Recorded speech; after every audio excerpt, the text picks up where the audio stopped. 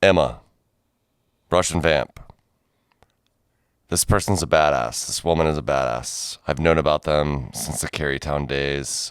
We touched base on a lot of that stuff in episode 2 with Lindsay's List. I can't imagine fighting the fight that she fought, surviving the way that she did so gracefully, and having a full-time job under the circumstances where societally we're kind of begging for nothing on broken knees and things are hard. And she still takes the initiative to, spend probably the same amount of hours outside of work that she does at her full-time job to still create and want to promote things and do things artistically. This person rules, and she's been through a lot, and she's still so steadfast and fun and creative, and it's really positive and it's really influential, and I'm really glad that she said yes to being on the show.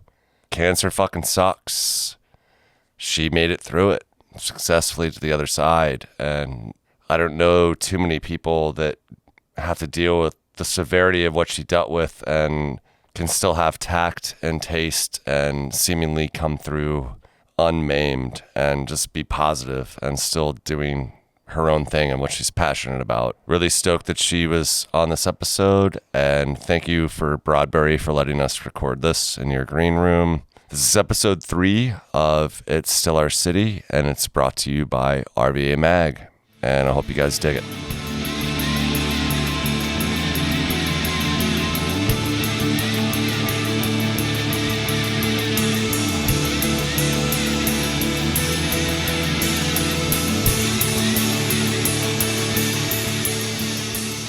I won't even say your name. I'm just going to say Russian Vampp. Is that okay? Yeah, that's fine. Do you even want to say Emma? I guess it's on your Instagram. Yeah, Emma. Yeah, Emma's fine. I go by... God, it used to be so bad. I used to be like, oh, I'm like P. Diddy, where you had like 5 million names, like Puff Daddy, da-da-da. And I'm like, Empress de Naste is my stage name. Emma is my real name. And then I go by M in between. So like when people would talk to me in the grocery store... Like, I've had people recognize me from shows, and I'd be like, oh, Jesus, no. Yeah, I didn't know. They'd be like, M, and I'd be like, okay, you know me from shows. So now I'm like, I know exactly who I'm talking to. You were really nice a couple of years ago, and you Venmo'd me, I think, on my birthday. And that's the first time I saw your last name, and I was like, is that you? And I was like, what the fuck is that last name? So what are you? Are you Russian? Yes. So I love that my boyfriend called me. He told me before that I talk like a Richmond redneck sometimes. My mom's side, they grew up in Petersburg. She had my mom at 16 years old.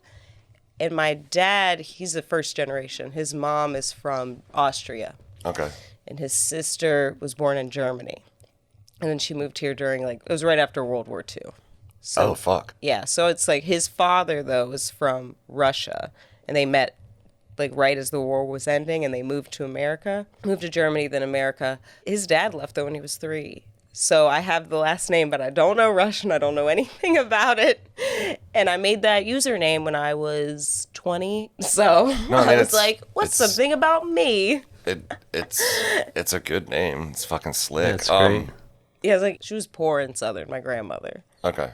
Like growing up. Did you get to meet your grandparents? Yeah. Yeah, okay. No, she's still alive. Oh, she is? That's awesome. Yeah, we call her Nunu.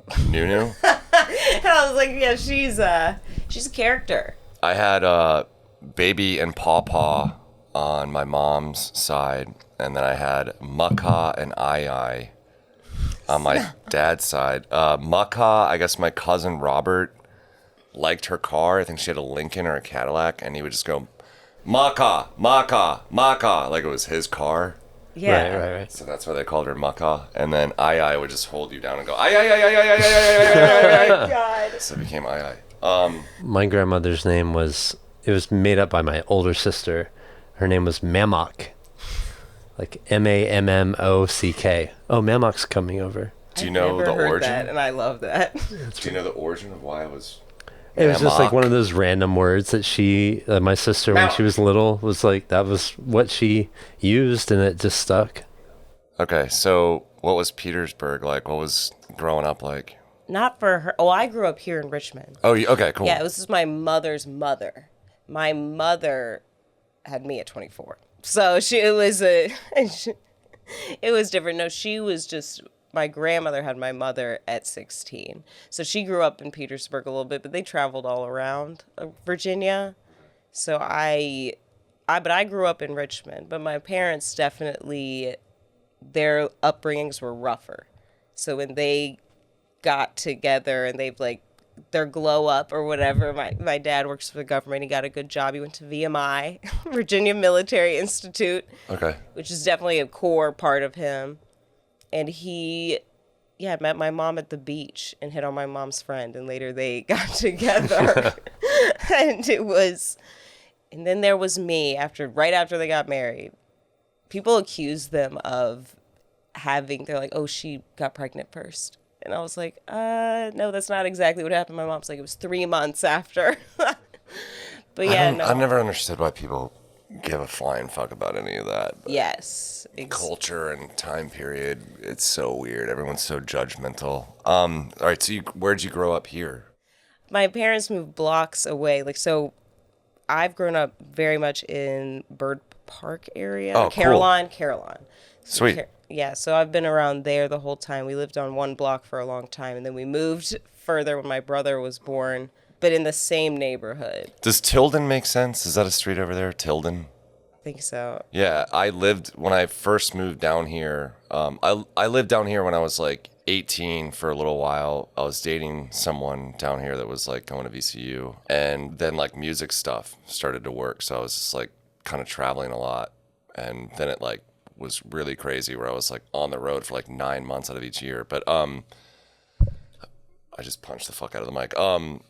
But I moved back to Fredericksburg and helped my mom and dad with my mom's house. And then I had a family member that got cancer and didn't have any like direct family in the area. And my whole family was like, you like Richmond, so just go back. So I can't even remember how long it's been. I feel like it was like 2012. But I lived off of Tilden.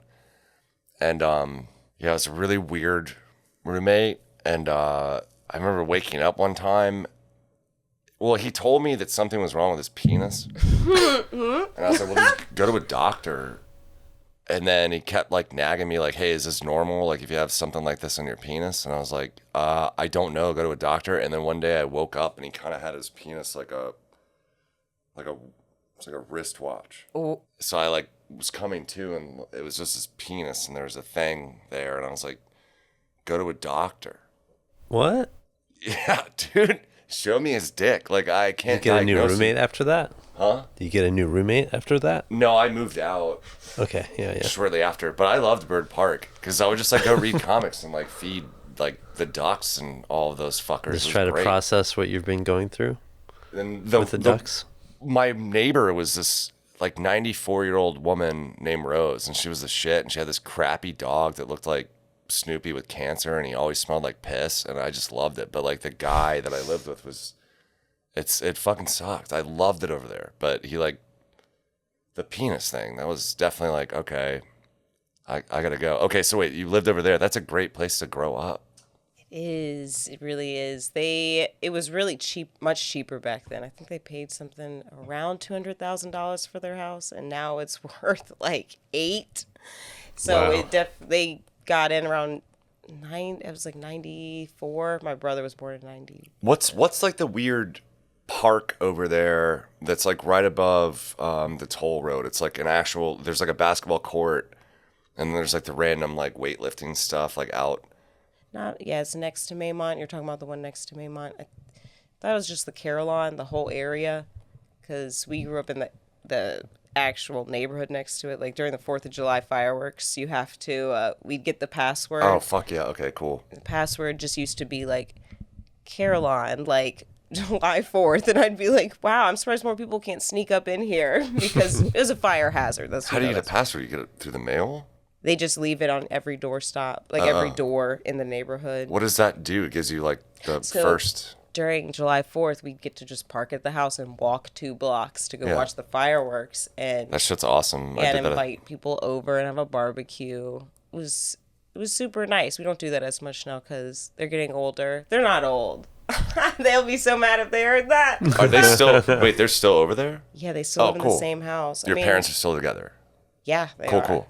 Yeah, they are. They love each other. My dad's a lot. I had a friend that lived like facing Maymont for years, and yeah, we'd always go there. And 4th of July, I think the reason I went back to the other park was I had another friend that was just got engaged, living over near that park with like the gym equipment and everything. And the landlord just out of nowhere was like, she went on a vacation, and when she came back, there was like realtor signs up, and then within like 48 hours, broke the lease, threw her some money back, and sold the place for like $380,000. And it's like the tiny 1-story, 1-bedroom, living room, bathroom. And it's like, what the fuck? Just like overnight. Like I remember the influx of everyone pouring into areas like that. Yes. That were smaller. They did. They really have. It's like everything feels so priced out now. Like I remember, I remember when Richmond was dangerous. Like, well, people viewed it that. I mean, And dude, affordable. It fucking was. and affordable. Yes. And mad affordable. Yeah, my many names: Twisters, Nancy Reagan, Strange Matter. Shout out, like my dad used to bring me to shows, and he would always just pull right up in front of there. I'd be like 14 or 15, and if there was a good drummer, my dad used to do drums. Like I could always convince him, like, yeah, let's go on a Tuesday night, because he would just fucking watch the drummer. But yeah, he used to drop me off and be like, go straight in, do not come out. And I remember, like, I think the first time, it might have still been a porno theater, the Gray Street, that Yes. theater right next to the cop station. I think it was still a low-key porno theater, because I'm 40, so that was, 26 fucking years ago. That block was so different. It was so different. We had like a mic thing happen, and then I definitely needed to rip a piss, and then we took a little breather for a second, and then we started to sit back down, and then, yeah, we started talking shit again. That's what I admire about you. You always like stand up for things, and you are a good person. From my perspective, look at me. I'm like, I don't know. Like, I was like, but no, every person I've talked to has always had nice things to say. I've always tried Like to. real things to say, not just like, they're a nice person. No, just like a genuine person. Well, one thing that like unfortunately sucks, like the people get to know me because I've helped them in like really awkward scenarios, you know what I mean? So I'm appreciative of that, and thank you. And I'd like to think that I am that person, but it's a bummer that like someone gets to know that I'm a nice person because some dude was being a fucking creep, or I had to like throw a MAGA hat in a trash can. I don't want to get like, I made it on Reddit for that. And like, there was the funniest thing about that. It was all over Reddit. I don't want to get political on this, Yeah, but we don't need to know. Yeah, I yeah. hear you, but yeah. I threw a hat in a trash. Someone was wearing a hat. It was a group of people. It was a bunch of street dolphins. Do you understand? Do you know what street dolphin? I always I've say never street- heard that before. It's when it's a bunch of like white girls and they're really drunk and they're all just like, ah, blah, ah. Like they're not even saying anything. I call them street dolphins. They are all rolling and everyone's drunk. I think I had to say like 40% of them couldn't even come in because they like couldn't even stand. And then one guy was coming in and he had a MAGA hat on. And I don't want to get political, but it would have been a bad idea to send him in to a mixed lifestyle, very packed place on a Friday night like that. I didn't want to deal with that. I wanted to nip it in the bud at the front door. And I was like, you can come in, just that can't. And he's like, what do you think I should do with it? And I just took it because there's a line of people. I just took his hat and I threw it in the trash. And then everyone broke out their phones on Flash and it got on Reddit. And I just remember seeing, it was like getting more and more and more views. And everyone's like, I'll fucking kill this guy. And I'm like, I don't really care about that. But one person was like, I wonder if this guy wakes up and decides not to get a shitty tattoo. And I was like, that's fucking awesome. So that's pretty funny. That is the internet. The internet, sometimes they will just read you to filth. That is like, sometimes I tried posting a TikTok one time and the comments, like, because it was a Rick and Morty act I'd done. Yeah, that act. costume is sick. Yeah, it's like, and it had little Mortys painted on the bra because that's in the show. And everyone commented about how my bra did not fit. And they said but it was hilarious because I was like, damn it. Because I'd been through breast cancer and I had, like, the bra did not fit because, like, my body had changed. Like, we had plastic surgery stuff because I got reconstruction. But Let's talk about. we can go back to Bygones too, like 'cause that's where I kind of started. I met them or I walked in. I used to shop there. So I'm in high school. I went to an all-girls Catholic high school, and we would come after school sometimes in our uniforms and just like shop around and have fun. Because I like vintage. I like vintage clothes, not vintage values. Like I liked the quality and like experimenting with my look and like playing around in clothes because I had to wear a uniform from when I was in first grade or kindergarten until the end of high school. What so I school wore were uniforms you at? every day. Wow. I went to St. Bridget's from elementary to middle school. That's in Richmond too. And then I went to St. Gertrude's, the all-girls Catholic school. It's Catholic. Okay. Yeah, my parents are Catholic. Okay. And I went to church every Sunday, sang in the choir. But yeah, we would go to Bygones because it was in Carytown, and St. Gertrude's was really close to Carytown. And they had the best sale rack. That sale rack, and I haven't been in a while, but I hope they still have it because it'd be like $20 and under.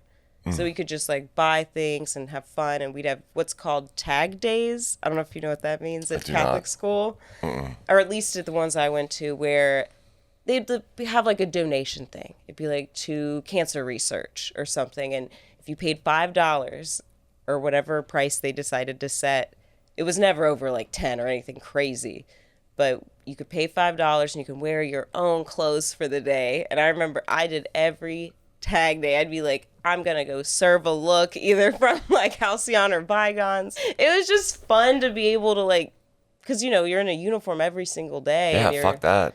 And you could only wear, the rules were you could wear your own earrings.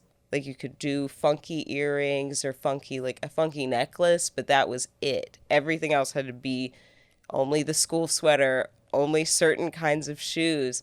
So that kind of is how I got into Bygones, because that was like clothing was a way of expressing myself from not being able to for so long. So I was pent up.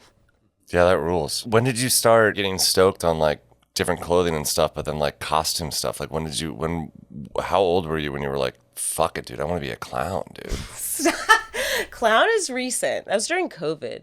Okay. But I definitely got into vintage because of affordability. I was like, I can afford nicer, like quality things. And once you start experimenting with that, it just kind of like changed. Like, I will shop at the mall. I love the mall culture, and just like for watching.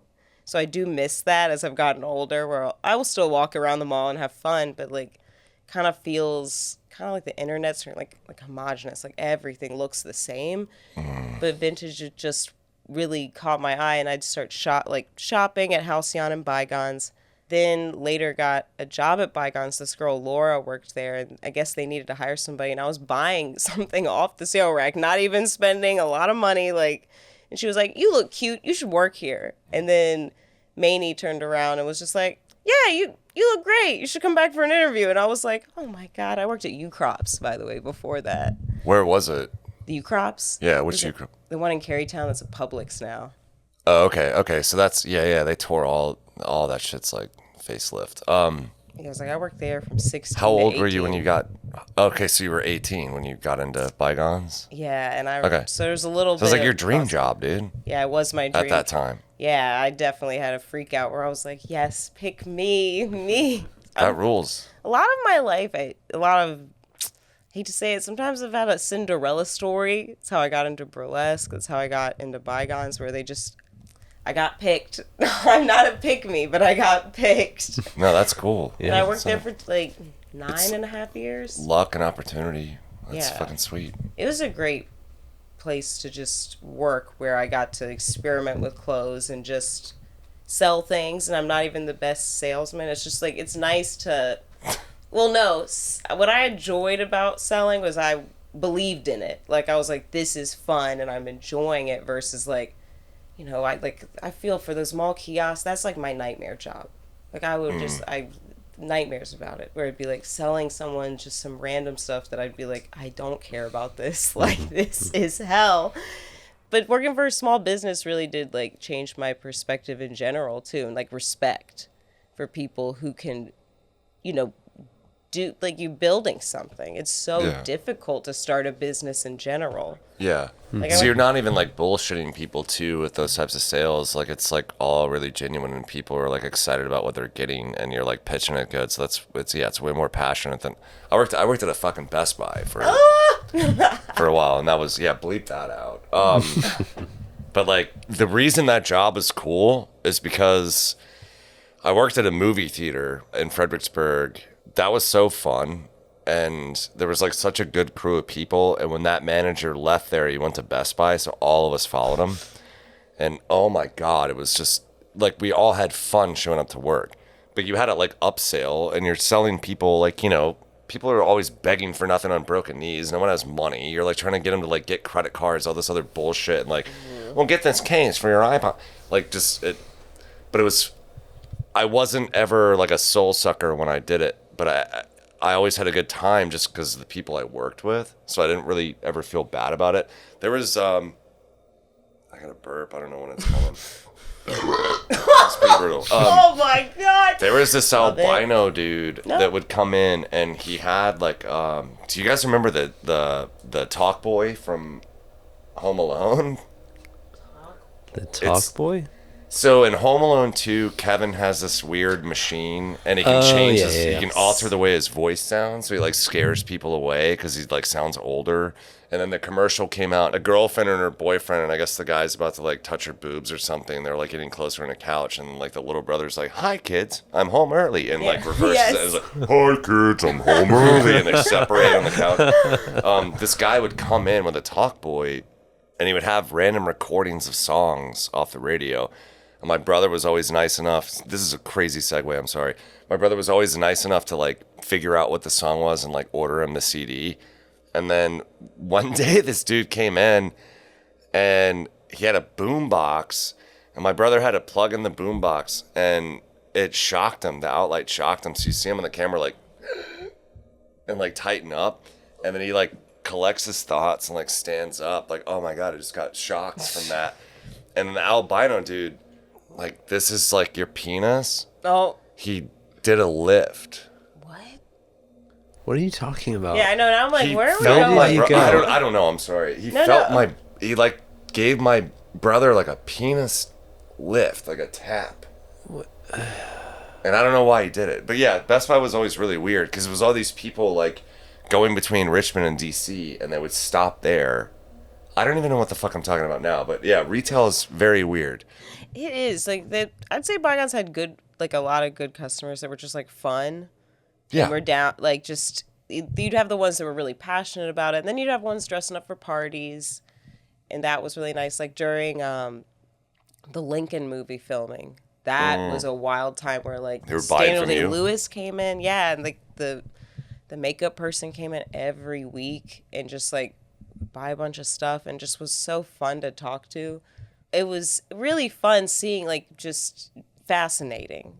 Yeah, that's tight. My old bandmate had a line in that movie, and it was like a bad line. I think it was something about maintaining slave stuff. Oh, God. So it's like, dude, fuck yeah, but then also like, boo. No, like, oh, that's hard. I don't know why they even gave that to him. So you did Bygones. When you started Bygones, what led you to burlesque? Like, how old were you? When did you like get excited about it? Did you see a performance and then you were like, I want to fuck with that? Yeah, it was. So there was this thing where some of the people that now work at Bygones still put on at the time, I guess it was 2013, it was the first one. I just graduated college and there was a thing called the Art Deco Ball, and the Art Deco Society in Richmond still exists. It's really cool. They still do, I think, the Gatsby like picnic, which was just like a picnic outside. That's what they did first, and then they did this ball that was. That's where I used to do cotillion too. Wait, what's cotillion? Cotillion it's just like where you go learn ballroom dancing. Oh, cool. Like high schooler kids. Yeah, I went to Catholic school. I did all of that stuff. Really formal sort of very formal procedural sort of stuff. Well, yeah, it's like you just learn how to do like the waltz and fun, and I really enjoyed it just because you're just learning a new thing. And it's this historic building. It's really beautiful. But I went to the Art Deco ball because Bygones, we'd made friends with these people who'd put it on, just like Olivia, and it was a group of them that put it on at the Art Deco Society, and they like asked us to sponsor, and so Maney at Bygones sponsored, so we got like free tickets to go, and we went, and I was serving a look. I got a tuxedo on, and this is like in 2013 where it was harder to find stuff like that, so I'd like kind of sourced a bunch of things and had some vintage beaver top hat, so I was just like feeling myself. Was dating some loser, but I was just always. Oh, you brought said loser? Yeah, he was fine. He was very amicable, but I was always like, I was just off doing my own thing too, just chatting it up with people. And there was just a burlesque performance in the middle of like, they had a band and then they had performances from different people. And the burlesque performance was done by two people, one being the runner of the whole event. I didn't even know she did burlesque. And then my mentor, my eventual mentor, Deepa de Jour, and I just remember watching it it was a fan dance, and they both did it. And I just remember being like just gagged, just overwhelmed with like, this is incredible, because it was opulent, it was beautiful. I love like the ostrich feather fans. I was just like, this is incredible. And so when she got off stage, like I just chatted with her and was like, oh, that was amazing. Like, can I follow you on Facebook? I didn't have Instagram yet, but I was like, can I like find you on Facebook? And she was just like, she came up to me first, because I was looking a little bit for her, but I was in full party mode where I was just like, I'm 23 and I'm just getting drunk. Yeah. And she came up Having to me. fucking fun. And then they probably like threw you off. Like, Yeah. you didn't see it. You didn't think it was going to be her. So she you're like, changed her shit. outfit too. So I was like, oh, you were just on stage. She was like, you look incredible. Da, da, da. And I was like, oh yeah, let's be friends on Facebook. And then later she posted about, that's why people have told me before, they're like, you have a Cinderella story. And I was like, I put in the work in my outfits. Like, I just enjoy dressing up. Like, it's just a way to express myself artistically. And she'd made her outfit. We chatted. It was really great. Friends on Facebook. She did this thing where she would be like, hey, I'm looking for volunteers to help me run my shows, like put up posters around town and like help run the shows, like volunteering it though, like not getting paid, like to run door, to sell raffle. And in exchange, I will mentor you and you will like debut under me. And she had it was called the Richmond Burlesque Review. It was every month at Gallery 5. Cool. 5 years. And that was the first show I ever saw too. I worked it and did raffle. And I love that she told me, wear the same outfit you wore to the first time I met you. And I was like, got it. Like, done. She's very particular, very, very intense about her vision. And but I respect that. And it was great in that, like, I didn't take classes. I just would meet up with her at her house. There was a small group of us. And we would poster. I hate postering. Oh my God. Like, you mean like actually going out and putting the flyers up? Yeah. I had to do that for the first time in a long time last weekend. It sucked. Yeah, we did it last weekend too, and I did a really bad job. I still have quite a number of posters in my car. Stop! That was me! Oh my God. Dude, it doesn't count if they only get printed. Yes. I got them all out. How much do you have to put up? Sometimes I'd have to put up like 50. I was like, 50?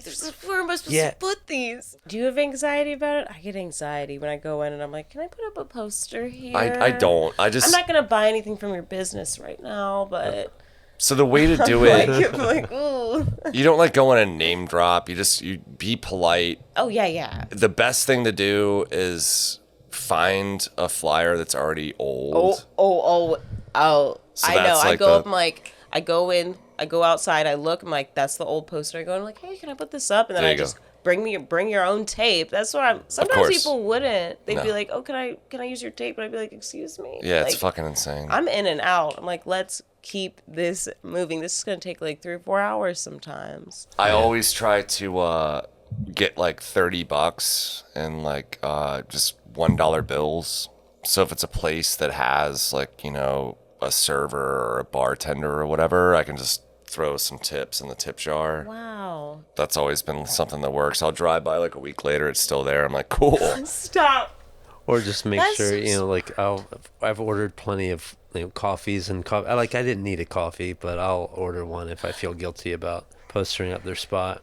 Yeah, flyering that's a whole thing that I don't think people understand how like difficult it actually is until you have to do it. Mm-hmm. It's like it's low key fun, but it absolutely sucks. Yeah, I got really bad at it for a while, but I do feel like there's like really good value in it. I think it feels like there is now. If like you can make yourself do it, or if you can get a group of friends to help you with it. No friends ever want to do it. No, absolutely oh my God. not. That's Sometimes bullshit. I'm like, can I pay someone $50 to do this? But you have to make sure they're good. No, or dude, you're like me, a volunteer Venmo. being like, God dang it, like, oh wait, there's a bunch in my car. I'm like, toss these out later. Like, not a bunch. No, I'll it's just gonna be some dude that like gets all of it and just like puts one up and then like spray paints his weird street tag and then throws the rest in the trash. Like, come the fuck on. You cannot have faith in anyone doing that stuff for you. Even yourself, though. Even myself, as I stare at my bag, my Kinko's bag filled with posters. Well, when's the show? Thursday. Jesus Christ. We'll just... When do you start postering? I mean, when I did it properly, I would do it like a month to 3 weeks in advance. Yeah. I always do 2 weeks. I think that's what my mentor told me. She always did 2 weeks before, but for the show I just did, I did do like a month and a half in advance. I just feel like that's a waste. And then like is. people walk by and they see the same color, like the algorithm in the window, and they don't pay attention. But if you slap that bitch in like 2 weeks in advance, like they're like, oh, this is new. Oh, it's coming up. That's true. Yeah, it's right around the corner. That is true. You probably want the time that the humans see the information to be memorable enough to like it's not so far away. They can actually make a plan. Like, oh, cool, next Thursday, I'll go check that out. Yes. Can we take a cig break? Yeah, that's fine. Yeah. Cool. Yeah. So we did take a cig break, and on our way back, we just got straight into the nitty gritty. Fuck cancer. This woman, her story, it is scary. Cancer is scary. Man, this chick is a fucking badass. Here you go. So I found out I had cancer at 24, but right before I turned 25. It was in December. So when I started burlesque, it like definitely changed my life in a great way. I was very lost after I graduated college. And Did you go to VCU? Yes, I went to VCU for fashion merchandising. Shout out VCU. Stop. No, like they blow me up all the time trying to get money from me, and I'm like, not today, like never. No, I'm like, wait, what do you mean? Oh yeah, like you're an alumni. And they're like, alumni, blah blah blah, and I'm like, oh, okay. ugh. But so after I had graduated VCU, found burlesque, and it was like it changed my life because I was feeling really lost, still working at Bygones, but didn't want to leave because I loved it so much. And so after they sponsored it, my mentor, learning from her, within a few months, like I debuted, started working under her in like September, and I debuted in January. September of what year? Of 2013. Okay. Yeah, because I've been doing it 10 years, a little over 10 years now. No, I debuted in 2024. 2014. 2014, I debuted, but I started being mentored in 2013, and once I debuted, got really into it. My parents were very upset. They found out through Facebook that I did burlesque because someone, I guess, had posted pictures, and they were like, how dare you? I didn't tell them what I was doing, but I did ask for Christmas for 1,000 Swarovski crystals, and they were like, oh, you're crafting. And I was like, yeah. That was not good. My mom was like, I'm going to take away your phone. And I was like, I'm very much a goody two-shoes. Not a goody two-shoes, just would read books, stay under the radar. Didn't really want to like start shit with my family ever because I love them. We deep love and connection with each other. They're a huge part of my life still. But once that happened, she was like, I'm going to take your car away. And I was like, take it all away. I was like, it's the first time I ever like got really like, this is what I'm doing. Yeah. Like, I enjoy this. Because she was worried though about how my life was going to turn out. She's like, you're not going to do this forever, and you're going to regret this, because burlesque is like stripping with story. It is still stripping. And you're taking your clothes off. It's like, okay, yeah. Yeah. I'm not one to talk. Yeah. No, but yeah, in the Catholic, growing up Catholic, of course, it was definitely... that's the main... Yeah. The judgment. She's one of those Catholics, though, that's like a great person. She works at actually downtown, and she is very much like helps the homeless. Like she does like what Jesus preaches to do. So I've never had a bad relationship really with religion, unlike a lot of people, especially in burlesque, because she is like an incredible person that I admire and love. So that hurt when she tried to push me, away because of that. But I will say within weeks we were fine. It was tense, but we were like, it's one of those things where it's like my family is just tied tight like that, where it's like we'll get in fights, we'll fight hard, but then it's resolved. Yeah, it's always resolved. It's like in the end you're still family and we still hold tight to each other. Mm-hmm. But when I started burlesque, it was 2014, and I was 22. I was like, yeah, so I think I've got the age wrong, but then... It's okay. Yeah, but then I started burlesque. It like changed my life, met people in it that I would have never met outside of it. Like, so do you think that like you were like, before you started that, like were you sort of, okay, so you had like, the Catholic school stuff, like you were sort of like closeted, for lack of a better expression. And then you saw that and you were like, this is a cool way to like kind of be naughty and like fucking do badass stuff, but like still be conservative enough. Well, it's like costuming is really what drew me in. I was like, this is fun. Did you ever get a chance where you got to like sit with her and just be like, hey, like I really, really adore doing this. Like, let me just have this thing. And then she like understand, and it was like fluid. Yeah, she understood. For a while, I did keep my costumes at a friend's house, though. Sure, Because she'd be like, what are you working on in your room? What are you doing? And I'd be like, I'm doing my makeup for a show. Like, leave me alone. Like, because I lived with them for a while. I'd moved out, had my own place when I started burlesque, and then I eventually moved back for a little bit because I went to New Orleans a couple times. My parents took me on trips all the time when I was younger. We took the time out to do vacations. I'm very grateful, very blessed. Like, they're very good people. But we'd go on vacations. We went to New Orleans once. I really liked it. I'd grown up in Richmond. I was like, oh, I need to move away. And I'd done burlesque for about a year and was like, I think I'm ready to like move somewhere. And it's time for me to go. And so we had all these going away parties and all these things. And it was great. Like Bygones threw me one, and I was like, everyone gave me these incredible gifts. Actually, a friend, Zorro Nova, who does burlesque too, several of my friends did burlesque right after me at Bygones. So that was pretty fun. And one of them still does it. And the going away party was great. I then moved to New Orleans 2 months later. I find out I had cancer. And in a weird way, right before we left, I got like a mammogram. Well, just like a normal. Nothing came up, but they felt weird about it. They saw something.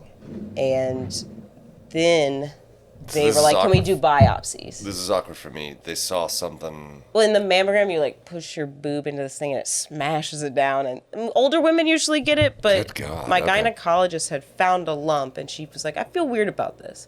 Honestly, it was just like... It was my right breast that they found it. Are you right-handed or left-handed? I'm right-handed. I'm like, what? Yeah, right. So she like, it was a typical appointment you go to once a year, and they just like feel your boobs to be sure. And they were like, oh, there's a lump there. And I feel weird about it because I had a history, breast cancer in my family. Oh, fuck. Just like, not a big history though. Just like, you have to write your history down at the doctor's office. So they were like, oh, well, we want to get it checked out. So I got a mammogram. I'm in there with a bunch of much older women than me. They say, they're like, but the lady there was like, I have a bad, so they put it in a machine. You have to put it in and it scans it. And then they did that. She said, I don't know. The girl there was like, I have a bad feeling about it still. So I'd like to do a biopsy if you're comfortable. But I was like, I'm literally moving to New Orleans on Friday. Get the fuck out of here. Yeah. So I flew back and because I was under my dad's health insurance still, because he works for the state, and this is after Obama made it so that you could do it till you're 26, like be on their insurance. So I was still on it, had to fly back and forth a little bit to get scans done. You're sort of like, this is like a bummer. This is like a nag. I'm trying to reestablish and do my thing. And then what the fuck is this all about? And so I would come home and just hang out with my friends. I'd have my biopsy the next day, and I would just be hungover. Sure. Because they were like, you're a champ. You're handling, because they shove a needle in there, pretty much a big needle, and take out chunks, and it's not fun. Oh, but I was like so hungover that I was just like, yeah, go ahead, do 4. And they'd be like, you're so strong. And I'd be like, huh? Thank you. I had a colonoscopy last Friday because they were worried about cancer stuff. And I realized that something was unhinged because I was like looking on subreddits and on Google of like, can I drink beer and smoke weed the day before? I was like, I'm just gonna You were awful.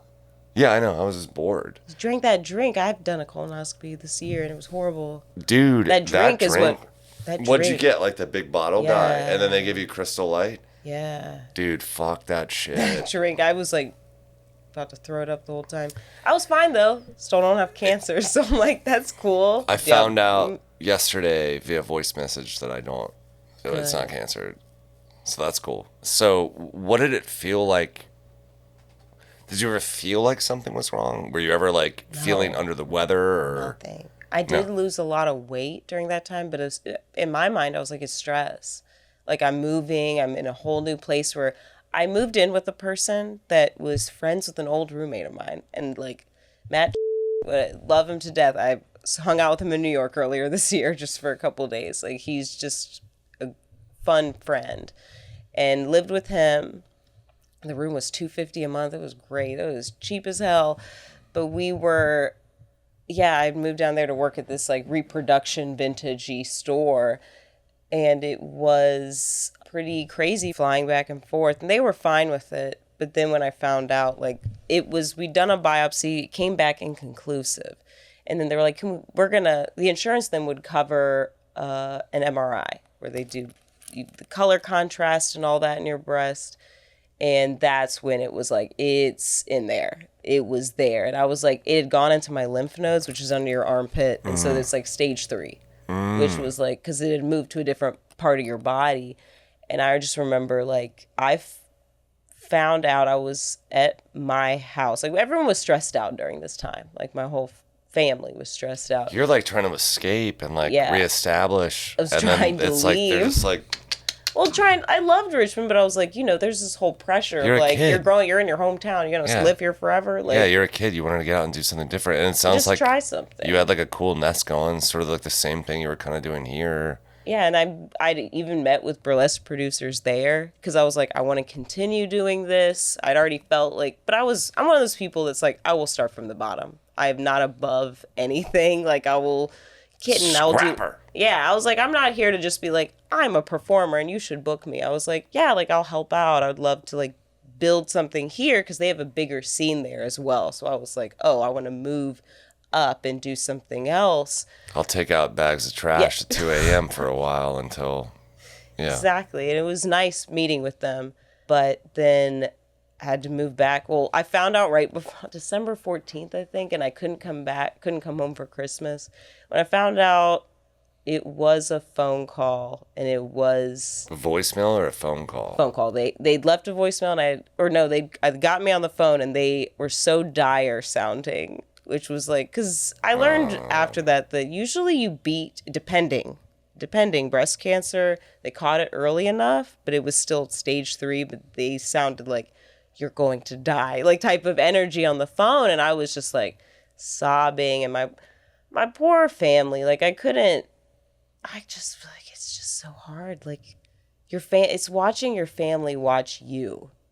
Like that was the hardest part. Like it was just awful. And also because I was so young, they were like, it took like 2 years of treatment. Like, cause so I went to New Orleans, stayed there, moved as soon as we could, quit my job there, came back, didn't have a job coming back.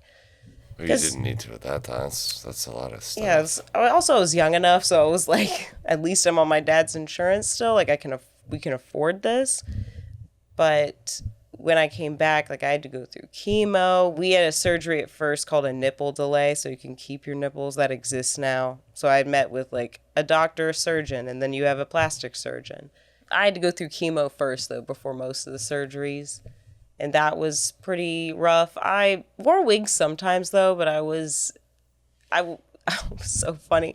My parents, when I first had to shave my head, I was so scared because my mom was like, you had an ugly head as a baby. And I was God. That's how catty my family is to each other, where I was like, oh, I'm so scared. And then when I shaved it, I actually posted a video of it on Instagram, and that's kind of when it didn't go viral, but like thousands of people saw it. And that's when and I did it mostly because I was like, I want people to watch this journey, because I didn't really have a lot of young people I knew who had cancer. And I was like, I just wanted to, like, also because I didn't want people to think I failed, like moved to New Orleans and like failed and had to move back. And I was like, I don't want anyone to think that I failed. I want everyone to know that I have cancer, and that is why I'm moving back to Richmond. I'm not some loser, It's a speed bump. Yeah. A crazy speed bump. Because of the judgment of moving back, being like, oh, what happened to you? Why did you come back here? So I've never understood that either. It's like people want to leave and get out, and then when they come back, it's like this weird shame of it's so but weird. I think that's all derivative of like people that have been here, like you grew up here. So I would never get that type of treatment. No. But then like other people want to leave, and yeah, it's just really rude and weird, and everyone takes it as like an L, and like they're like, oh, they didn't do it, they didn't pioneer well enough, like fuck them, like it's so stupid. Pioneer. It also could just be like what you think people might be thinking, but like hopefully in actuality, one would hope that no one would think that, Yeah. Did you ever feel like sick? Well, I did after going through chemo. Well, no, of course. I just meant like before. I just punched it again. Before you were like diagnosed and started doing all the treatments, did you ever feel off? Was there something weird? Like, were you like sleeping more? Like, were you like more hungry some days? Were you achy some days? It just like came out of left field. No, that's the crazy part. That's the part where I was so I was shocked. Like, I was flabbergasted when it happened, because it was all because of a normal gynecology exam. Like, you're just every year go get your birth control prescription, blah blah blah. But yeah, my cancer turns out was estrogen fed, so I just stopped taking birth control because like it was putting too much estrogen into my body, which is a good thing. Not everybody finds out why, like what's triggering the cancer. Finding it out, going through chemo was rough. I did get a job at the time because it was like, it's more miserable also just like sitting at home being like, Bygones had already hired another person. Like not that I lost that job. They'd give me a shift when they could. But then I started working at the Byrd Theatre during that time, right when I was going through chemo. So I was bald as hell. Showed up. You almost got electrocuted the first day I was there because I was like, it was a cleaning day, what they call, so it was a deep clean, and I pulled out a thing, and it sent out a shock, and I was just like, oh God, and everybody was like, she's gonna die, and I was like, I'm not gonna die, like I'm gonna be okay, y'all. They were all, because I was bald, just wearing a hat, like once I had shaved my head, I saw that I was like, I actually like this look a lot. Like, I'm fine, but... No, you looked badass. I remember that was like around this time, I was like right across the street at Portrait House. I was doing tour there and like bar backing there. So I remember I'd see you all the time there. Yeah, standing outside the Byrd doors, ripping the tickets. Like, I was one of the Byrd girls. Yeah, I remember you'd have like a cool like overall setup. You were bald as hell and just doing your thing. And I was dealing with the most random fucking crowds at Portrait House. But yeah, so you had to shave your head as a preliminary thing. Well, so when you have cancer, chemo, it's like, I don't know the percentage exactly, but they're like, you will lose your hair on the 18th day of going through chemo. And like, so you go through your first chemo, and 18 days after, like, they're like, your hair will fall out, and if you do not shave it before then, it will be traumatizing. Yeah. And they're like, take a shower that day so that it falls out in the shower versus like avoiding that. Being out in public and just... Or like being out in public, like you just take a shower, just try to let it rinse off. So yeah, they shaved my head. My hair wasn't super long. I hadn't had super long hair since I was a child, but I was like, but then like old photos of you, it was like down to here. Yeah, like it's shoulder length is like max. Usually I'd have bob for a while too. I was always trying to serve. I was like, give me the straightening my hair, but it was... Yeah, so on the 18th day, did lose my hair. It was pretty... Why 18? 18 days? I don't know, but they just know. And I was in the shower and all of it fell out, but didn't realize that your eyebrow hairs and your nose hairs and every other hair falls off. I was like slick as a dolphin. So, yeah, and when I started going through cancer, I definitely didn't... I only thought of certain movies that were like A Walk to Remember or those where it's like this very tragic thing. And I didn't want people to look at me differently, really. Like I understood they were going to no matter what. But people would be like, oh, did you shave your head like bald on purpose? And the Byrd and I'd be like, no, I have cancer. Like it was always something.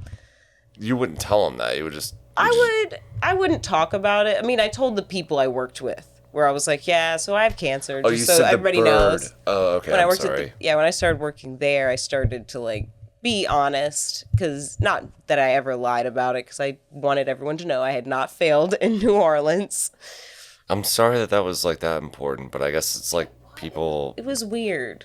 I definitely... You shouldn't have cared. That should have been the last thing, but that was your life at the time. I think I just didn't like how people started treating me, because there was people who in the scene, in burlesque scene, and just in general, who didn't, when you have friends or people that drift away from you or people that never, especially in the scene, people who didn't notice me at all, like didn't care about what I was doing and the art I was making. And that was fine. I didn't need to I never felt the need to impress people in that way, being like if people don't like the art I make, they don't, art is subjective. But all of a sudden everybody's coming out of the woodworks, and it's like, what do they call it, like trauma tourists, where they just come around and they're like, oh, like how can I help you, how can I be there for you? And I was like, we're not friends.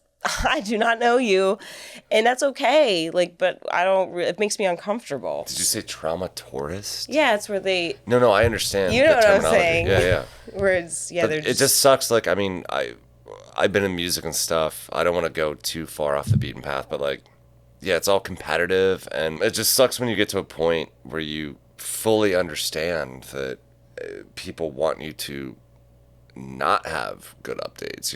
People, they don't care about your best entrance. They don't want to see you thrive. They want to hear a failure story. Yeah. So I sort of, by all means, do not in this regard understand where you're coming from, but I get that. It's like these motherfuckers just hating, dude. Just boost people up, for Christ's fucking sake. Shit's already so fucking hard all the goddamn time. True. And then people are speculating why you're back. Dude, fuck those motherfuckers. But you were a kid. Yeah, I was young. So I totally understand why you're oh, here we fucking go. Yeah, it's I wasn't really one to either I would wear wigs sometimes, but I do remember a story where I was in the grocery store. It was at the Kroger in Carytown, and Shout out. Yeah,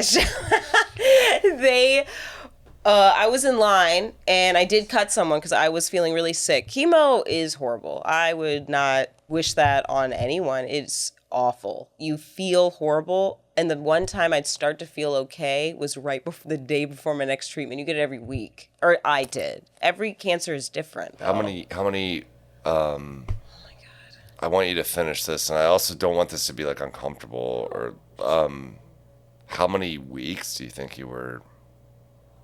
Remember, it was at least... It's okay if you can't. Maybe 2 months. 2 months. So you did it 8 times in 2 months. No, I think it was longer. I'm God, I'm awful. I should have written it down. But I did document it because I put it on my Instagram. And I wasn't looking for like likes or sympathy really as much as I wanted to be you don't know if you're coming out of this. I was single at the time too, and I was just like, you had no support other than that's scary as fuck. And you're a fucking kid when you're dealing with that. So you're at Kroger, you're feeling extra shit that day, and you're like, fuck this, I'm cutting. Yeah, and then one lady was like, what are you doing? And I pulled my wig off. I was like, I'm gonna do a wig pull, and was like, I have fucking cancer. And everybody was just like, oh, like no one spoke to, everyone was like, go ahead, you do that. Like, you cut us. That's good. You were just saying your breaking point. I wasn't buying a bunch of stuff. I didn't have a cart. But yeah, it's really brutal. Takes you. Did you eat? Like, oh no. That's when I started smoking weed some. Oh, to help you eat? Yeah, because it would make me want to eat. You don't want to eat. I got I got so small to the point where it was just like I was bones. Not like, well, my family was really helping me stay afloat during that time. Yeah. They really saved my life. And burlesque saved my life because I had friends in it. My friends that I'd already had before, they weren't, trying to be fake or anything, or just be all of a sudden. Now you're sick. I'm your bestie. Yeah, all of a sudden be like, oh, I care about you now, and I was like, you don't have to. Like, we can go back. We can act normal to each other. I really wanted normalcy during that time too. That's really because everybody feels so bad for you, and I was just like, I'm a bad bitch. You can't. I'm single, and I'm still gonna be out on the town. Like, yeah, give me a high five and shut the fuck up. And exactly. It's just like because it is so traumatizing to go through, and you deal with your family, like my close family having breakdowns. Dealing with that was horrible because I was just like, they're watching, they're like my mom and my dad, they're watching their child like go through potentially die. Like everybody was losing their minds, and I was just like, I would go out to a party and I didn't want anyone to like feel so bad for me where they were gonna cry, and I was like, I can't deal with this anymore. Like, I just want to be treated. Honestly, I'd be like, I'd rather you just be a bitch to me. Like, I don't be mean, don't know my shit, don't know my story. Like, I just want to cut in line on me and enjoy my life because I was worried about dying, and like, because I was like stage 3, like, everybody knows somebody normally that has cancer, I feel like, but I didn't realize till I was at the Byrd how many people would whisper to me that they had cancer, and they'd told no one. One lady was like, I have cancer now, and like, I just kind of was like overwhelmed because she had a wig on, but it was honestly very convincing. I did not realize she was bald, but it was heart-wrenching. I met kids that were younger than me with cancer. To me, children with cancer is like really where I start to break, where I'm like, you're literally a child. And like, I was young too, like 25 through 27, I went through treatment because they made you, when you're that young, they make you go through everything. Or they're like chemo, radiation. That was brutal. And like, just so it takes forever. I thought and at first I thought, oh, it'll be a few months and I'll move back to New Orleans. 2 years of like just treatments. And it was, it's just your family watching you. And I feel like one of my besties who I just produced a show with this weekend, like after I went through my major surgery, which was like, they like take everything out of your breast. Everything is gone. All the hardware, like where you can breastfeed, everything is gone. They gut you. Do they have to take your, all right, I don't want to. No, go on. Do they have to take your nipples? No, now they don't as much, but that's what it was, like a nipple delay where they cut all the blood supply to it. And it's a weird surgery. So it's like, I understand why people don't do it because surgery's expensive.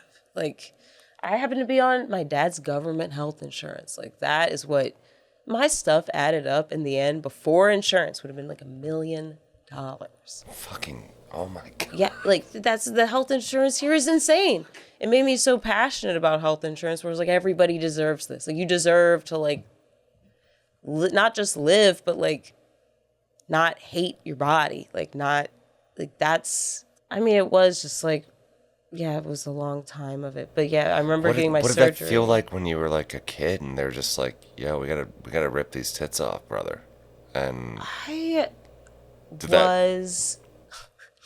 I remember a comment, because I was doing burlesque, not during that specific time. I did it up until, honestly, to make a little extra money, because I was like, I don't really have a job.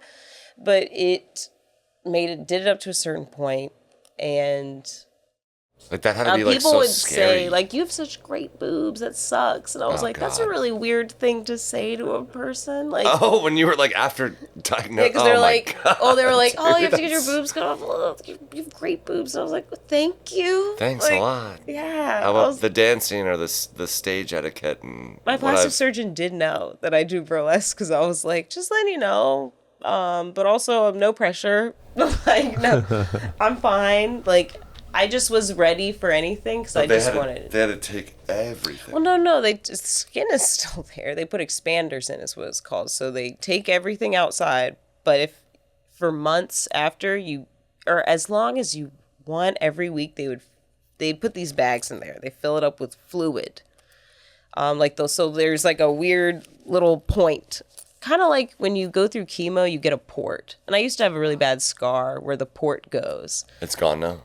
For the most part, yeah, I don't notice it at all. But they put a port in so they can like put the needle there, and it just injects all of it. So you're sitting there for an hour, and they usually make you eat during it, or they tell you to eat, and it's because you can't don't want to fucking eat eat. after. No, Afterwards, fuck you're that. like, I'm out. Like you just kind of are in a haze. It's like the worst hangover ever. Can I segue for like 30 Yeah, seconds? So sorry. No, what are you sorry for? One of the reasons that I was moving back down here was to help a family member that had stage 4 pancreatic, and like the weed stuff. Like I kept telling her, she was Christian Baptist and she was a school teacher for like 34 years. And every time I brought up weed, I think she thought like the CIA had a mic in the room all of a sudden. And I finally got a bunch of good weed. We figured out that we would give her a like a vaporizer. Yeah. Like one of those. So it's like not a lot of smoke. The neighbors aren't like Yeah. like spying. And I just remember the night where she finally smoked, and she hit it, and she had like her cell phone, like her flip phone on her knee, and then had like the landline, and then like the solid landline. I'm like, oh my God, it's gonna be okay.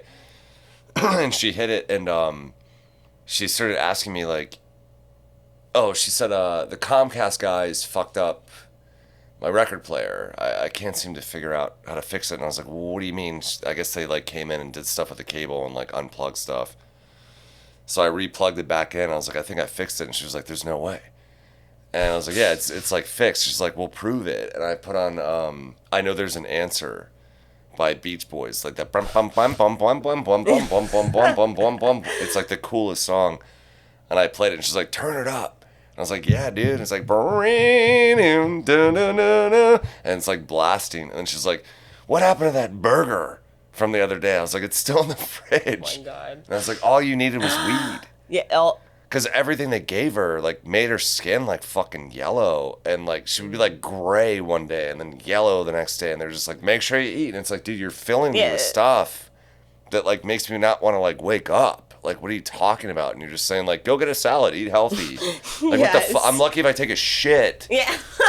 Like, what are you talking about? No. Oh, sorry. No, sorry. It is. That's true. That's very, very true. Weed's, like, so important. It was just so weird, like, her being like a Christian Baptist school teacher. Like, she thought that I don't know why she thought she'd get in trouble for smoking weed. Yeah, it's like you're told your whole life you're not supposed to do something, and then when it's like that is actually extremely helpful Very in getting you important. to live, because you need to eat. Yes. I'll say eating out with friends, because so many people were like, came out the woodworks, and a lot of them were friends that were like, hey, like, let's go out to eat and like talk about things and just like distract me from like my life and like the trauma, like, of seeing your family going through it. Because that was the hardest part, was watching my mother get upset, because I love my family and it was just brutal. But going out to eat helped. So I'd smoke weed or sometimes and eat, and then I'd go out with them, you know, and you'd order food and everyone else is eating. So I'd be like, I'm going to eat too.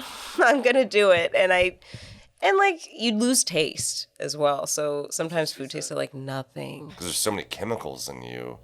There's certain things I can't eat ever again. Like, there's certain things I was like, I can't eat Taco Bell for a long time. I hate that. I hate that Because for I'd you. eat it, and I ate it during the chemo. When they give you chemo, you're supposed to eat during it. And I remember just being like, oh my God, I can't eat this, like ever again. Because all of a sudden the taste changed in my mouth. And I was like, oh, I love Taco Bell. Like, God damn it. Like, Cheesy gordita crunch. yeah. Banger. Shout out. Yeah. Shout out Taco Bell. So you had the surgery, you had to get everything taken out. And then what did you decide to, because you got implants and stuff after? Yeah, they stretch the skin out, then they put in implants. During my surgery, though, which we just co-produced a show together. Like, that's how long our friendship's been. She came to visit me in the hospital, and I was drugged out of my mind. I was on morphine. Morphine is crazy. It's a crazy drug.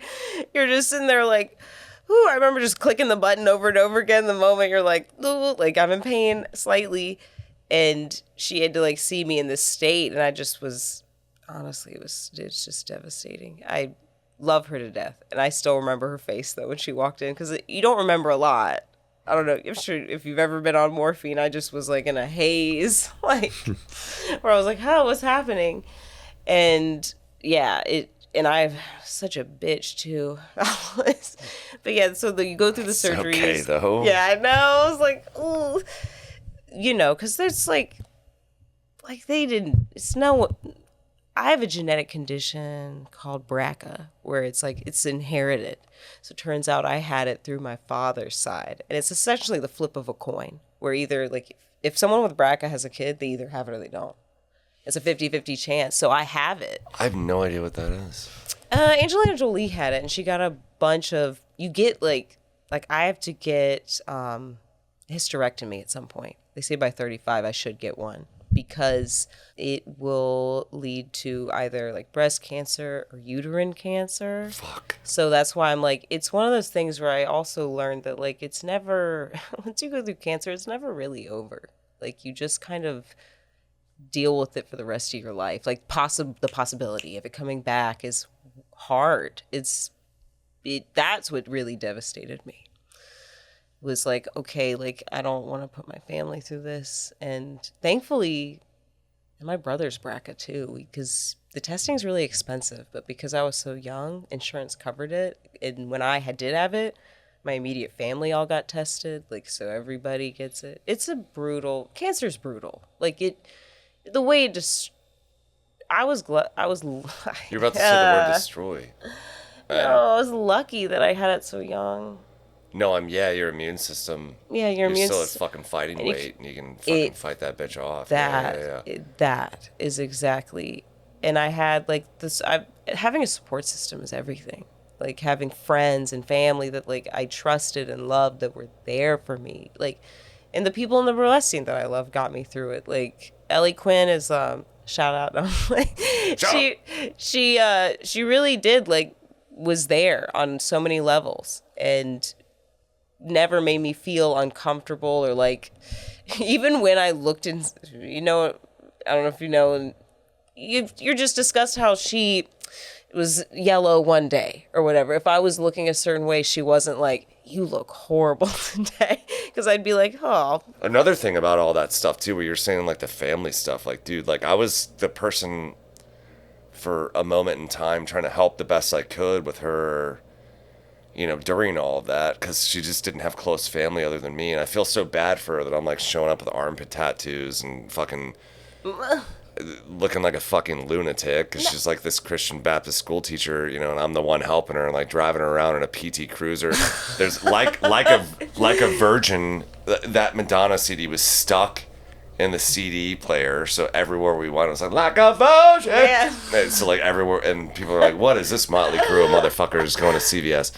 But like everyone kind of like middlemaned me, and it put me in a very awkward position, because people would try to bring her like cakes and bullshit like that, and I'm like, you're literally feeding the cancer. Like you can't. Yeah. She doesn't want a strawberry trufflet. You know what I mean? Like what the fuck? You don't even know her. Like exactly. That's what it's like. It's like, dude, like she doesn't like. I understand, like you were saying, like people like just clinging on to your. They're projecting onto you. Of course. That's what they do. Yeah, And, like, so you were there for her, just listening and being there. It's like, that's sometimes the biggest, like, that means the most. Like, the people who are just there, like my friends who were still like, you want to go to Joe's Inn and party? And I was like, yes, like, That's let's all go. I need. It would be we'd go get drinks the day before I had to do chemo again. I'd be like, yeah, let's like hang out and You have to pretend like it's not ridiculous. Yeah. You have to pretend like that's like But just like reminding you why life is worth living. It's like, I just want to live. Like, I want to enjoy. If I am going to die, I want to enjoy my life right now. I remember setting off fireworks in the alleyways of VCU. My friends were just like, "You're insane," and I was like, "Yes, let's go do something." Like, I don't want to sit at home in bed and cry. Which is like sometimes before I'd go to sleep, I'd do that, but I'd be like, let's. It's okay to do that for other reasons, but you don't want to give up. You know, you don't ever want to give up. Yes. Like, we're only here one fucking time, so really fucking throw down while you can, especially under those circumstances. Yes. By all means. And yeah, I'm glad you made it. I mean, I'm glad too. There were times where I was like, when you looking at those bills, my grandma was like, this would have added up to $1 million. I was like, why didn't y'all just let me die? Like, I don't want to I didn't want to put my family in medical debt. That would have been a nightmare. But that's also like, what a horrible way of like She didn't processing. say that. That was me saying that. She was all like, we're going to keep you alive no matter what. Shout out grandma. Yeah, shout out. Cancel grandma. Like, it's just a horrible way to like process life, or like you're so overwhelmed by this number, you know what I mean? Like, it's not about you anymore. Yes. Like, where if you start feeling guilty about these things, like, and it's like normal process to like help you get out of the situation that you're in because you're unhealthy and you're trying to survive, and then you catch a glimpse of that. Yeah. Like, what the fuck? Yeah, it just like fucks your mind up. It's like keeping your mind right is hard during that time. Just like, I will say the Byrd Theatre did save me too. Byrd Theatre burlesque, shout out to them. The Byrd Theatre, I remember watching when Lemonade came out by Beyonce during this time. We watched it at the Byrd Theatre after like midnight. We'd get to watch movies. I was in there that night. Yeah, what? You were in there? That was It was epic. like the 20 minute. It's like nuts. a 20-minute one. Yeah, that was longer. It was a longer one. Well, I remember watching it on the screen. We watched Game of Thrones episodes. There was a girl. That was so fun. There was a girl that I dated that worked there for a brief period of time, and I remember like going. I just punched the fuck out of the mic. I remember going to see that there, and I was like drinking beers on like the top spot, and then I stayed the night at her house, and the next day they had a mouse in their apartment. It was like during the winter, I think, and I know this old trick where you take like a milk carton, and you take a knife and put peanut butter on it, and you throw it in like the milk carton, and the mouse will smell it and get in, but he can't get out because it's like slippery and plastic. So I was like, I'll get this mouse out, no big deal. And then I just heard like, and I was like, what in the fuck? And I like walked around the corner, and she was stomping the mouse to death, and I was like, we're done, bro. Stop. Check, please. It was so weird. That's a lot. Because I think she was vegan too. I'm like, you just Yeah. stomped this mouse to death, dude. Did she have a response? She was like vermin, like disease. They spread disease. I'm like, oh, cool. Yeah, well, now you have it all over your fucking foot and everywhere you walk in your house. So, wow. I don't know where to move because I don't want to talk about your boobs. But like, what was it like? You got the implants.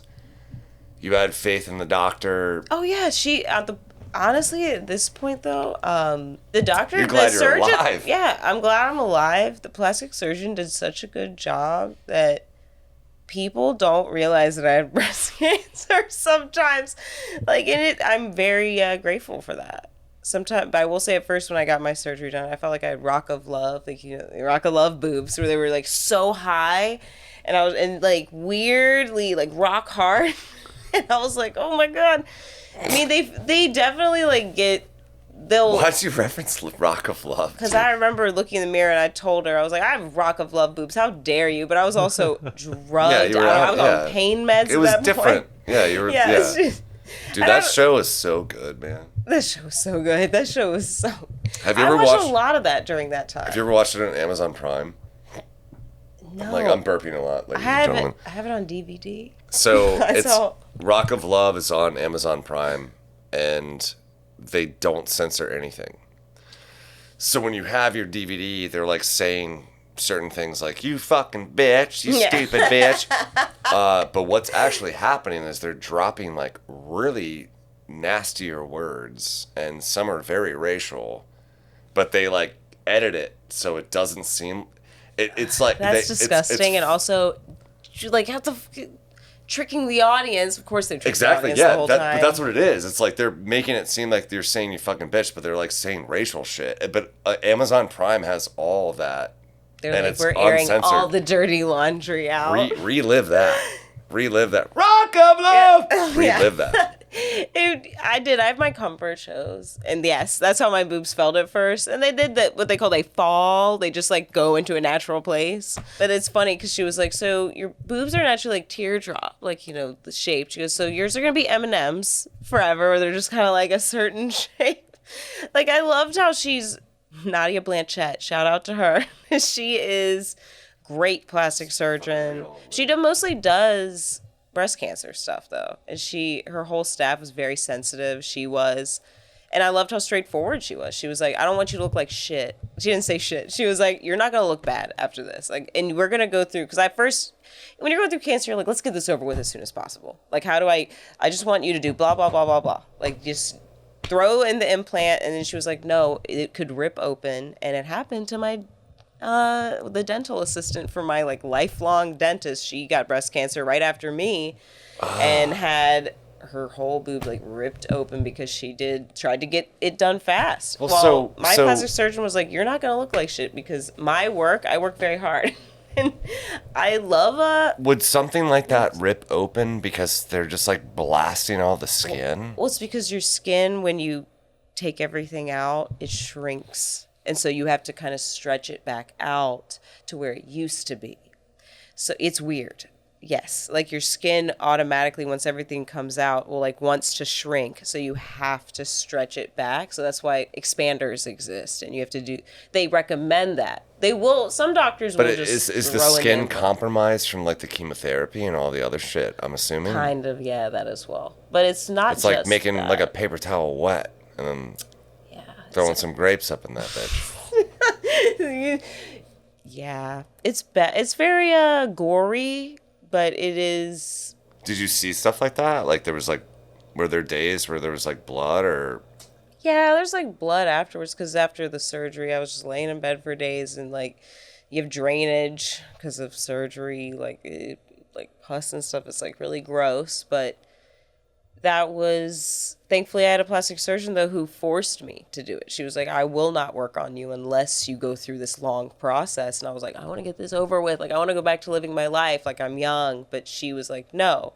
And I appreciated how stern she was, because I was like, that I feel like saved me mentally afterwards. That just sounds like a badass. Yeah, she's a badass. She's busy. She's booked and busy. She is booked and busy. But we were, and takes health insurance, which I'm like, God bless you. But Catholic upbringing, God bless you, comes out sometimes. But yeah, burlesque definitely saved me too afterwards, though. I started getting more into that. It kind of like threw myself into it, because making art was therapeutic. Yeah. Especially when I couldn't do it. And I'd go to shows and watch, and it's just, the Richmond scene is special too. It's underground in a way, but there's a lot of people doing it, or a fair amount of people doing it. And it taught me to love my body again, especially being around so many people that supported me. Like Ellie really was a huge support system, where she does 5 million things. She produces, she performs. She has a day job. She's an accountant. I shouldn't say too much. Oh no, her job knows she does burlesque. No, her job knows she does burlesque. But she really got me through it with just supporting me by being there. By being like, oh, do you want to come to the show? You can be my +1. Or like, oh, let's just go watch this and laugh. And just decompress. Because you really do need that during cancer. And I was able to then move more into burlesque. Like it just kind of beforehand I was like a party girl who would do burlesque, like, because it was fun and it was a way to express myself. And then all of a sudden it was like my life just took a grand turn where I'm like back in Richmond, didn't want to leave because of being BRCA positive, and I don't want to leave now because I do love Richmond. It's taught me to love that. I took Richmond for granted, and then I got to come back and be like, I do love it here. Like, this is great. It's affordable. Like, there's cool artists here. Like, I get to, like, there's so much going on for being like a smaller city. And it just made me fall in love with it being stuck here. When did you feel like the city started getting a little bit ridiculously overpriced in some regards? I think when I was post-cancer, I stayed with my parents actually for a few years after because I was so deathly afraid of like, I'm going to get cancer again and I'm going to put my family into medical debt. Like, this is my nightmare. That's when I started looking for a government job. A neighbor helped me get a job. And now I have that good health insurance and I felt comfortable enough. I think it was like 4 years. It was a long time I stayed with them. I moved out when I was like 29. I was like, oh, God. But moved out, found this place in Churchill I'm still at. Okay, cool. But yeah, it was You're just spray feeling painting the neighbors stable. away. Stop. But yeah, looking around at places, and my friends had told me it was expensive, and I looked around and was like, yeah, that's a lot. And when I started looking, I was like, oh my God, it is so expensive. Like, some people want $2,000 a month. I was like, what the hell for garbage? Like, the place I moved into was through Lindsay's List.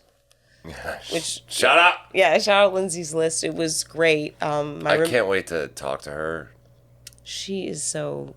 She's amazing. And just, I can't even imagine how many things that she didn't approve on being posted there. I'm a juggalo. I have 2 penises. Yeah. Stop. $6.89 a month. It's going to be fucking crazy.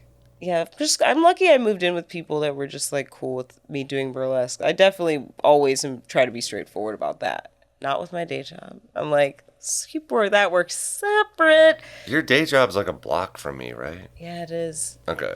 Look at me, I'm like, who's the lady with the pineapple thing that moves? It's like a dancing pineapple. Yeah, no. Do you know what I'm talking about? If you walk by, if you're on and there's like this you are dancing. awful. No, Well, there's bleep that. there's a lot of business. There's a lot of buildings bleep around. it. No, you don't need to bleep it. But there's No, like no. the dancing pineapple thing. It's got like a solar. It's like a little pineapple in a bikini, dude. I always see that. And I'm like, I'm gonna take a photo of it next time I go by there. Yes, please. I want I'm you like, to find out who what? that chick is. Have her on the podcast. Ever on the podcast. Right. No, getting my day job, getting an apartment was like, Richmond's so expensive. Found a great spot though. Yeah, I just definitely feel so happy that I stayed. Burlesque is really though it became my life where it's like just nighttime doing burlesque. I've started producing. So you're still doing 40 or so hours a week at like your day job. Oh yeah. Yep. And then at night I'll sew. Because Bygones got me into costuming. That also kept me afloat mentally. I collect vintage. Richmond, Virginia is great for vintage. Just because it's been around so long. Like people, I mean, it's how long it's existed. You know, like one of the first colony. Mm-hmm. You get a lot of good stuff here, and it's affordable, and it's just really like getting into costuming really just brings out because when you go through cancer, and in general, anybody goes through some life thing, you realize that it made me change my whole perspective where I was just kind of like drifting and like, oh, I'm young and I'm having fun, to being like, you could die at any moment. Yeah. And I'm not going to waste my time doing things like I don't want to do unless I have to. Yeah. To have health insurance. But yeah, just that's when I was like, went full force into burlesque. So I was like, brings me so much joy. The people in it kept me afloat. Other than my family, I'd say them and my family and my friends all kept me like afloat during this time. And it gives me purpose. Like making art is incredible. And being able to make art on that level of doing burlesque was just like stripping with story, being able to tell stories. Just did the clown show this weekend. We sold it out at Ember. Like, yes. Did you do Charlottesville Friday and then I did you just did. kill a bug or were you applauding? Sorry. No! He's like, there's a bug. You did Charlottesville Friday and then... I did Charlottesville last Saturday. Okay, I'm sorry. And I was fine. No. Oh, dare I? And I got that gig working there also through my mentor. I was very blessed. It's because I care a lot about aesthetic. I've built like a brand around it. Empress being bougie. In reality, it's just like, I'm a real person and burlesque is just myself amplified to 1,000. So it is really fun to have an escape. It's escapism. That's why I go to it during burlesque. During cancer, I went to burlesque because it was like I get to escape myself. I get to be myself amplified, but it's like an out of body thing where you get to just be an artist. You get to go on stage, tell a story in 5 minutes. It's 5 to 6 minutes max. Usually I'm at 3. I'm like, I don't want to be up here forever. Like, I don't want people to get bored. Yeah, I didn't know like the set times of that. I never knew. Yeah, well, I've seen. you can do them longer, but I saw wouldn't you one recommend time it. at Gallery 5 like forever ago. that's like you can be sexy, you can be silly, you can be funny, and it's a way to like. I've never done an act about cancer because it's my escapism. Like I created a caricature of myself where it's like bougie and gilded, very much because underneath it. Like, I'm wearing overalls right now. Like, I'm a dingy, gutter, person. But then I go on stage and I'm, like, wearing something I've completely encrusted. And it's, like, it's fun to be able to express myself through that. And finding that saved me mentally from, like, going into these dark places that just, like, it's hard to escape. I think art is life-saving. And it saved my life, my family, and it. I keep being like my family. Let me plug my family. If they listen to this, they're going to be so mad if I don't plug them. No. I don't think I'd be nearly as content if I wasn't creating something like with music. It's gives a you- feeling that you can't, like I can't even explain. Like, it's just, It's like, you can be competitive, oh, yeah. but you're also like creative. Competitive. I compete with myself. That's who I compete Sure. with. I'm like, how can I do this better? How can I make this better? And like, it's fun to challenge your brain in that way too. Like, it's learning new processes. Like, I made a pair of clown heels. We shopped a pair of children's clown shoes, like the giant toe, and like I used so many different methods. What'd you do for that Minnie Mouse? Minnie Mouse car? I made a clown car out of it. How'd you cover it? We only covered parts of it because I had too much other stuff I was working on. We made a funhouse mirror. I just like it. It's consumed me sometimes. It can be bad. I definitely do so much with it. Every spare moment sometimes is on it, but it's because like it's kind of burlesque makes you become a jack of all trades because unless you're like filthy rich, like then you can like pay people to do stuff. But a lot of the times I'm like teaching myself or experimenting. So it's so Learning from mistakes. Yeah, I gotta lots of one-up mistakes. myself. I'm just lucky that Minnie Mouse car, 6V children's car, worked. Yeah, and where'd you get that? It's at Walmart. No. Okay. But yeah, but it was. I tried Definitely to find bleep that. Yeah. Bleep it. But I tried Facebook Marketplace. They were the same price. I was like, no. But yeah, Just get it new, yeah. yeah, you just get to experiment, and I've learned so many things about myself and in general. Like people, you know how art can be. Learn how to do resin. It's just crazy everything I've learned how to do. I would have never done half the stuff I've done without creating acts that making tearaway pants, learning how to sew like fully. It's all because of this art form that I feel like a lot of people sleep on because they're just like strippers. And it's like, I love strippers too, though. I'm friends with strippers like who work at strip clubs. I know a few. Yeah, and they're like, we're all people. It's making not money. that crazy. We all, We just want bread and meat Yeah. to put in our mouth and a place to lay our head. and some strippers do burlesque too. It's like there's crossover. But it is like burlesque is different where I'm not up there for 8 hours. I'm up there for 3 minutes. That size 3 minutes. I never knew how short of a time period that is.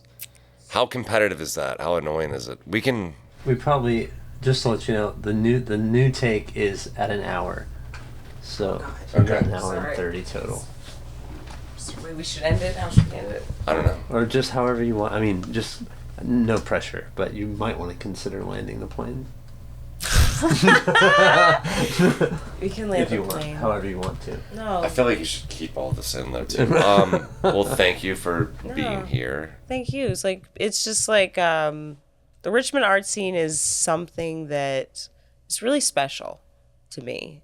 And I think like every different art form is special here. Like I wish there was more, and I wish it was emphasized more. I feel like VCU or other places just take over, and I want Richmond to just have its independence and everybody be able to, like, it just has always been special to me with the art that people create here is unlike any other place, and that's what's like kept me going and brought me back. It's kept me back.